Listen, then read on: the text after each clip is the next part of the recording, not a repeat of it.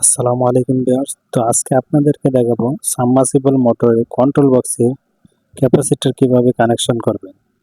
এই যে দেখতে পাচ্ছেন তিনটি পিন, এই তিনটি পিনই ক্যাপাসিটরে কোন কোন জায়গায় কানেকশন হবো তা আজকে আপনাদেরকে আমি দেখিয়ে দেব। তো এখানে একটি কালো তার আছে, একটি নীল তার আর একটি লাল তার।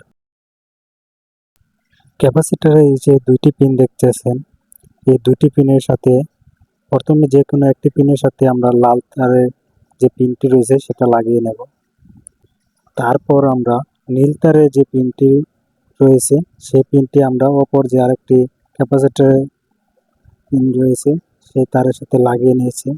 এবার যে কালো তারের পিনটি আছে সেটা আমরা নীল তারের পাশাপাশি যে পিন রয়েছে ক্যাপাসিটরের সেই পিনের সাথে লাগিয়ে নেব। বাস হয়ে গেল আমাদের সাবমার্সিবল মোটরের 3 পিনের ক্যাপাসিটর কানেকশন করা।